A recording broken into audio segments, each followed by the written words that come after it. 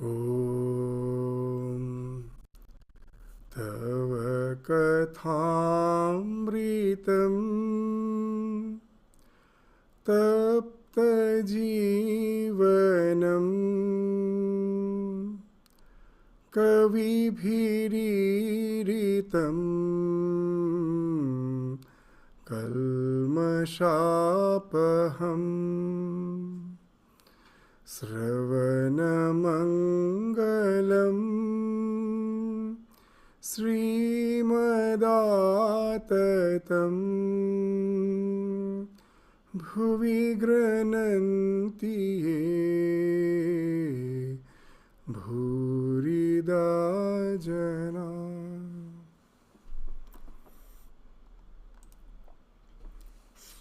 The Master with the Brahmo devotees. So we will continue from the section where we have concluded in the last class that the idea of the various stages of the Samadhi as was described by Sri Ramakrishna, we will continue after that. So what Sri Ramakrishna is saying, the nature of Brahman cannot be described. About it, one remains silent. Who can explain the infinite in words? However high a bird may soar, there are regions higher still. What do you say? So, the concept of this avang manasa gocharam.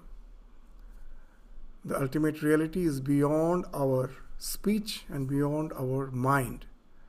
To understand this, our Revered Swami Bhuteshanandaji, the 12th president, used to give a very nice example. Say, suppose a lady, a village lady has been married and after marriage went to his in-laws' house, and after 1 year again he is returning. She returns to her house, to her parents' house with a child. Now she has a child, now she has a mother. Now her friends, other friends who were yet to be married or have children, now they came to meet their friend and they asked that what is it, how it feels to be a mother, to have a child, how it feels like. Now she tried to explain first and then she remained silent. And what she told is something which all the mothers will agree, that it is something which I cannot describe. I feel it. I cannot describe. So it is experienceable but cannot be describable. You cannot explain it. But it is experienced. It is not something that you don't experience it. And another thing, it cannot be quantified. Now, if she says, how much you love a child? I love. How much? Quantity, you can never quantify it. You can never be quantified. So these are the two things. It cannot be described and it cannot be quantified. Even from the mother's love for the child, we can understand that it is something which is experienceable but not describable, and you cannot quantify it. If someone asks how much, I cannot say. So these two ideas you will find is been explained by Sri Ramakrishna as the one who has experienced the ultimate reality, the Brahman, in the depth of his meditation in Nirvikalpa Samadhi. So what he's saying, the nature of Brahman cannot be described. So undescribable. It cannot be described. About it one remains silent. So that is one characteristic. Who can explain the infinite in words? So that's the first characteristic. The second, it is not quantifiable. You cannot quantify it. However high a bird may soar, there are regions higher still. What do you say? So these two aspects of the realization has been spoken of so nicely by Sri Ramakrishna. And then the preacher who was questioning Sri Ramakrishna, he responds, yes sir, the preacher, yes sir, it is so stated in the Vedanta philosophy. Master, once a salt doll went to the ocean to measure its depth, but it could not come back to give a report. According to one school of thought, sages like Sukadeva saw and touched the ocean of Brahman but did not plunge into it. So the various aspects of that realization is spoken of by Sri Ramakrishna. He is the one who has experienced. That's why so clearly, so vividly, so poignantly he can describe the experience, that which is not describable, but certain aspects he is speaking of. So first he spoke, it is undescribable. Second, he told it is not quantifiable, you cannot quantify it. Now third, he is saying a very interesting thing, that experience is something where you lose the sense of locality. Now see, we can say that when I close my eyes, somehow I manage to close my ears, I stop my total interaction with the world. All the sense, I just stop. Maybe I am in such a room, I am placed in such a room which is completely dark, no sound can enter there, it is locked, and there is no question of any touch, sound, smell. All the five senses has been obscured there. Very interesting, if I am sitting there, I have no perceptions with the external world, no interaction with the external world. But can you get rid of the idea of your limited individuality? The constant, the idea that I, which is emanating from within you.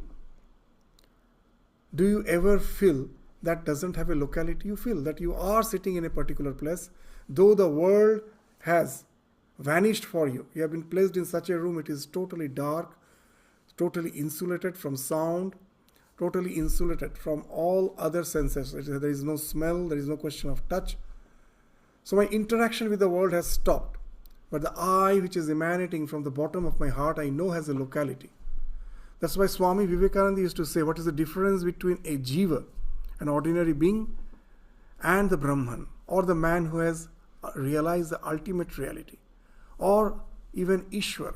Very nicely he is saying that an ordinary being is a circle which has a center, but whose circumference is nowhere, infinite.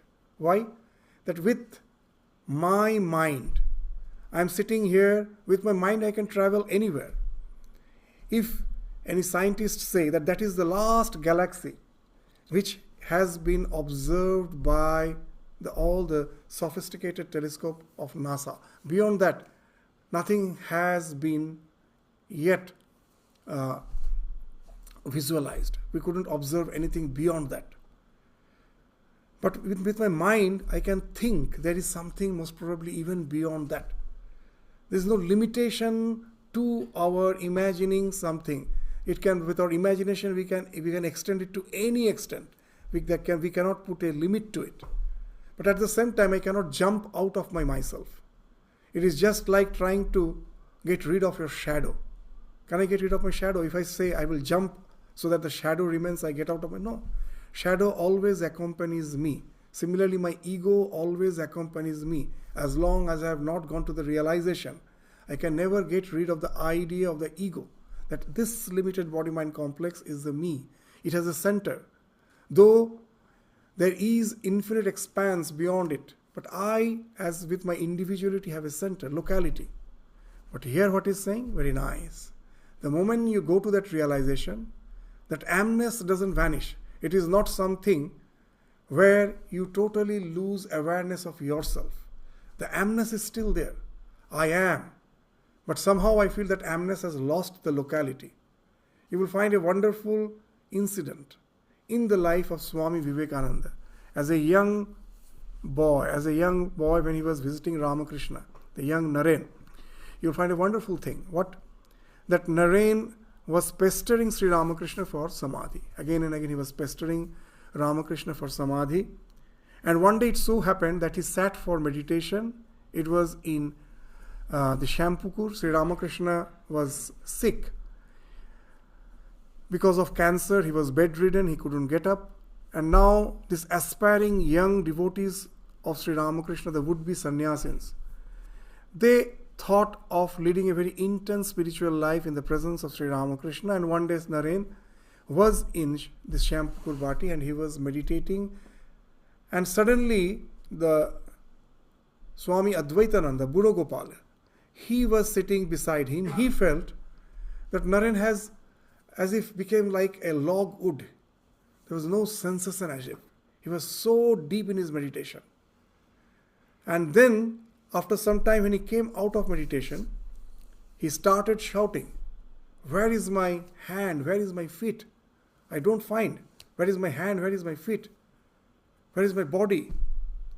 And this Buddha Gopal, the future Advaitanandaji, he thought that Naren most probably is going to die. He's going to die. And he ran to Sri Ramakrishna to just say that Naren most probably is going to die. He's behaving in a very